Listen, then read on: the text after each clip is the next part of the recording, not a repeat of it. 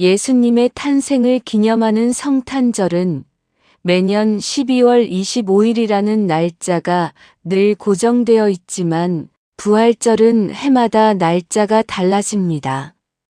왜 그런 차이가 생겼을까요?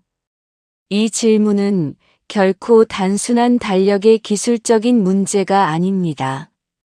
그것은 기독교 신앙의 가장 깊은 뿌리와 수천 년에 걸쳐 이어져 온 구원의 역사를 그대로 드러내는 중요한 열쇠입니다. 오늘은 여러분과 함께 아주 천천히, 조용히 그 이야기를 나누어 보겠습니다. 마치 따뜻한 불빛 아래 오래된 책 한 권을 펼쳐놓고 한 장 한 장 넘기며 읽어내려가듯 자연스럽게 따라오시기 바랍니다. 마음을 열고 귀 기울여 들어보시면 이 두 절기가 왜 그렇게 다르게 자리 잡았는지, 그리고 부활절이 우리 삶에 어떤 특별한 의미를 지니는지 더 깊이 이해하실 수 있을 것입니다. 먼저 성탄절의 날짜가 왜 12월 25일로 굳건하게 고정되었는지부터 천천히 생각해 보겠습니다. 사실 성경 어디를 찾아보아도 예수님이 정확히 언제, 어느 날 태어나셨다는 구체적인 기록은 없습니다. 마태복음과 누가복음은 베들레헴의 초라한 마구간에서 벌어진 일, 동방에서 온 박사들의 방문, 그리고 밤하늘의 별을 따라온 목자들의 이야기를 생생하게 전해주지만 계절이 언제인지, 정확한 날짜가 언제인지에 대해서는 한마디도 남기지 않았습니다. 초기 기독교인들에게 예수님의 탄생은 구원의 시작이었을 뿐 완성은 아니었습니다. 그래서 그들은 오히려 예수님의 십자가 죽음과 부활 사건에 훨씬 더 많은 관심을 기울였습니다. 그러던 중 4세기 초 로마 제국에서 기독교가 공식 종교로 인정받으면서 큰 변화가 찾아왔습니다. 교회 지도자들은 당시 로마 사람들이 오랫동안 즐겨오던 이교도의 축제들을 하나씩 기독교의 의미로 바꾸어 나가는 지혜로운 전략을 선택했습니다.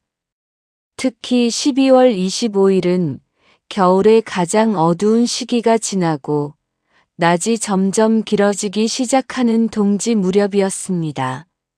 로마인들은 그날을 불패의 태양신이 다시 태어나는 날로 여기며 온 도시가 환호하고 축제를 벌였습니다. 교회는 이 오랜 전통을 그대로 두지 않고 예수님을 가리켜 세상의 빛이라고 부르던 성경의 말씀을 깊이 묵상했습니다.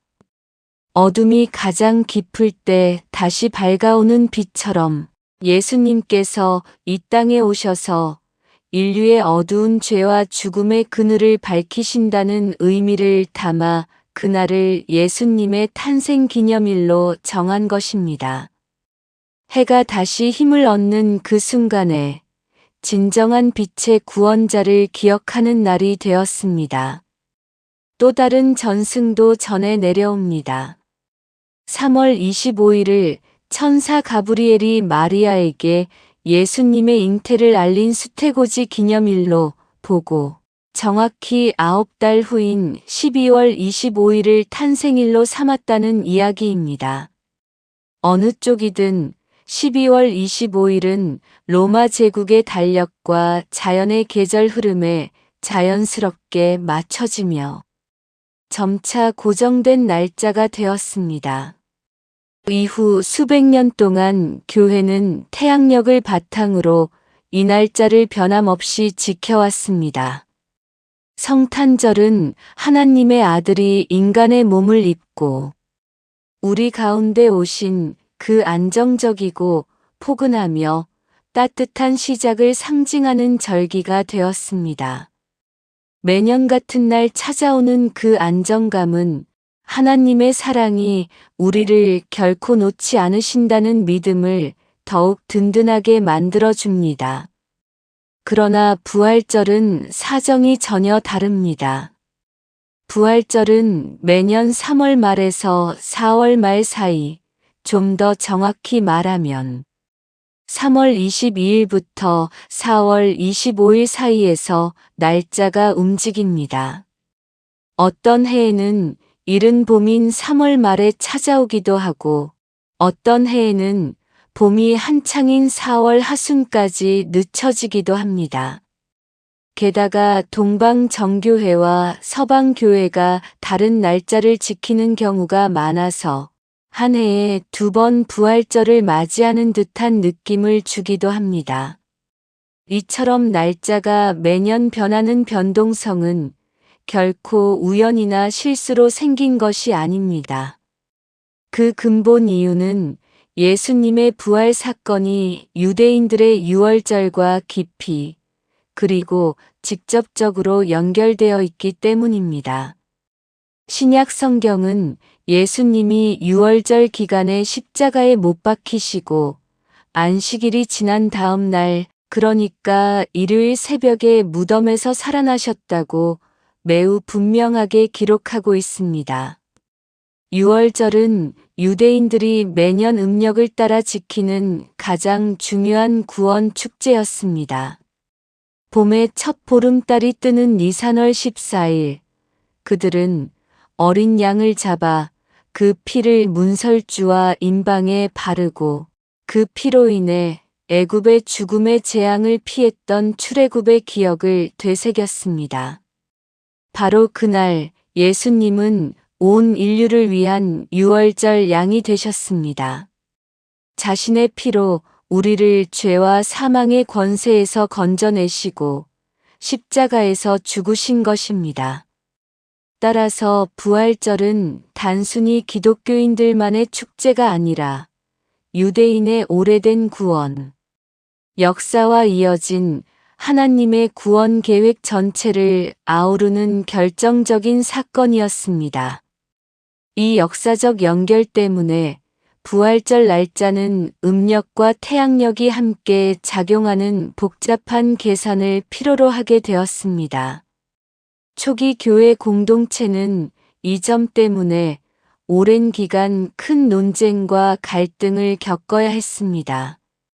2세기 무렵 소아시아 지역의 교회들은 유대 전통을 강하게 이어받았습니다.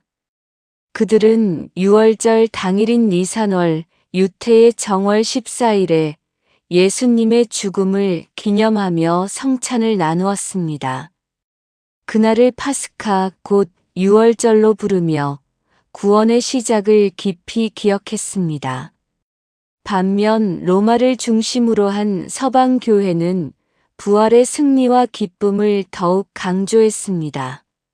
예수님이 실제로 무덤에서 일어나신 날, 안식일 다음 날인 일요일을 중심으로 축하해야 한다고 굳게 믿었습니다.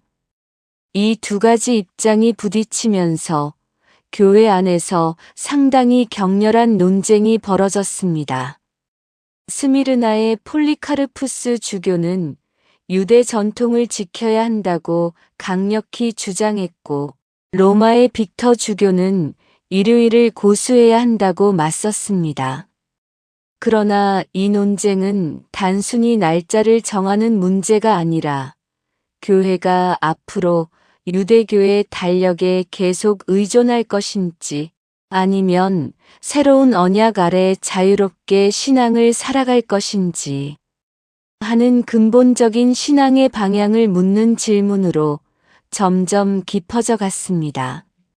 이 오랜 논쟁은 결국 325년 콘스탄티누스 황제가 주최한 니케아 공의회에서 결정적으로 해결되었습니다.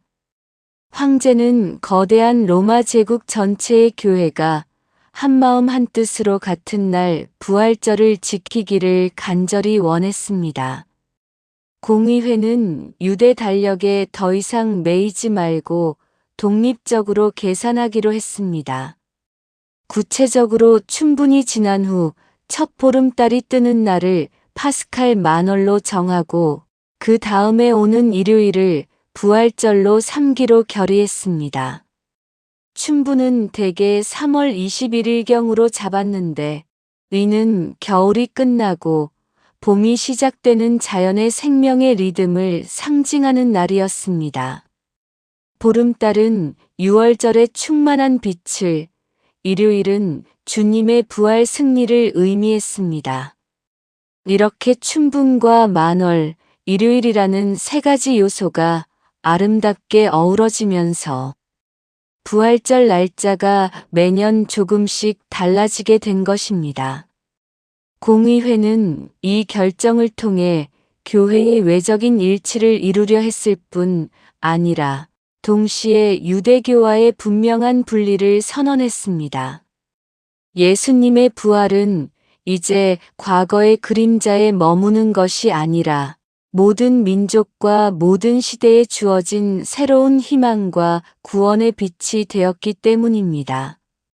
그 후로도 부활절 날짜 계산은 여러 차례 세밀하게 수정되었습니다. 6세기에는 디오니시우스라는 수도사가 보다 정확한 계산표를 만들어 많은 교회에 도움이 되었습니다. 16세기에는 그레고리력이 새로 도입되면서 서방 교회가 더 정밀한 태양력을 사용하게 되었습니다. 그러나 동방 정교회는 전통을 지켜 오래된 율리우스력을 그대로 사용하다 보니 서방 교회와 날짜의 차이가 생기게 되었습니다. 어떤 해에는 우연히 두 교회가 같은 날 부활절을 지키기도 하지만 대부분은 몇 주 정도의 차이가 납니다. 이 모든 역사적 과정은 결코 단순한 달력 기술의 문제가 아니었습니다. 그것은 신앙의 살아있는 역사 속에서 하나님의 백성들이 어떻게 구원의 진리를 더 잘 지키고 전할 수 있을까를 고민하며 내린 선택이었습니다.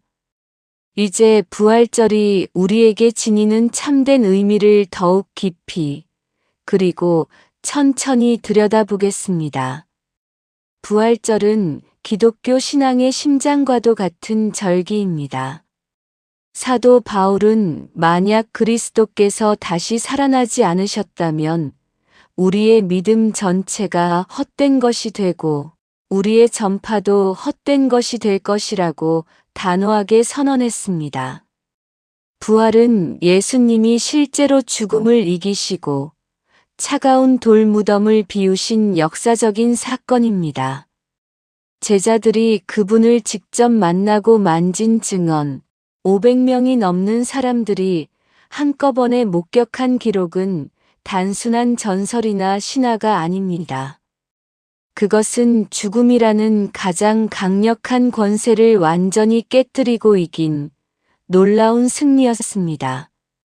구약 시대의 6월절이 이스라엘 백성을 애굽의 노예 생활에서 건져낸 구원 사건이었다면 신약의 부활절은 온 인류를 죄와 사망의 종살이에서 영원히 자유롭게 한 결정적인 구원의 순간입니다.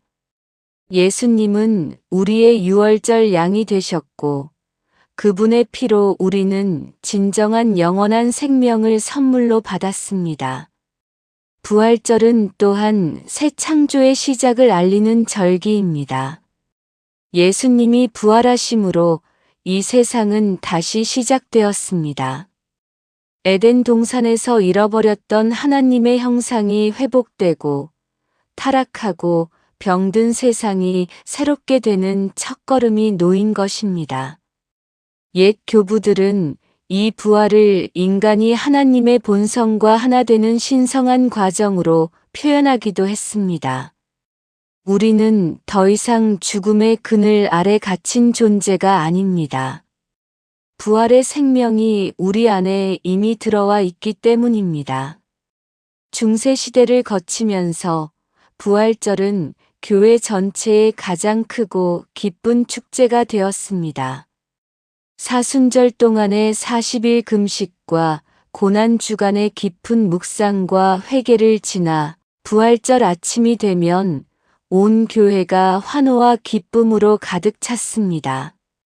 동방교회에서는 여전히 그리스도께서 부활하셨도다 라는 인사가 가장 큰 기쁨의 인사로 남아있으며 서로를 안으며 이 기쁨을 나눕니다. 서방교회에서는 부활절 양과 십자가 그리고 빈 무덤이 상징처럼 새겨지며 그 의미를 되새깁니다. 문화와 일상 속에서도 부활절은 오랜 세월 동안 다양한 모습으로 살아남았습니다. 부활절 달걀은 차갑고 어두운 무덤에서 깨어나는 새 생명을 부활절, 토끼는 풍성한 다산과 희망을, 봄꽃과 푸른 새싹은 혹독한 겨울을 이겨낸 생명의 기쁨을 자연스럽게 나타냅니다. 물론 현대 사회에서는 초콜릿으로 만든 달걀이나 선물 교환 같은 상업적인 모습이 두드러지기도 하지만 그 본질적인 의미는 조금도 변하지 않습니다. 부활절은 죽음 같은 깊은 절망 속에서도 우리는 다시 일어설 수 있다는 하나님의 확실한 약속입니다. 개인의 삶에서 실패와 상처, 오랜 질병과 외로움이 우리를 무겁게 짓누를 때 부활절은 그 모든 것을 이기고 새롭게 시작하라는 따뜻한 초대입니다. 사회적으로는 용서와 화해의 강력한 메시지입니다.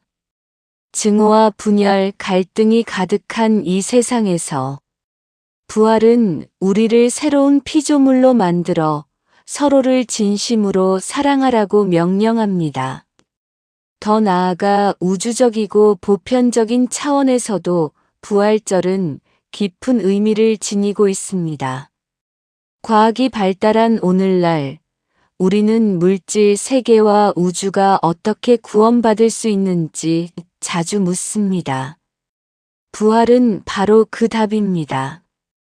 창조가 처음에 선하였다면 부활은 타락한 우주가 새하늘과 새 땅으로 다시 태어나는 아름다운 예표입니다.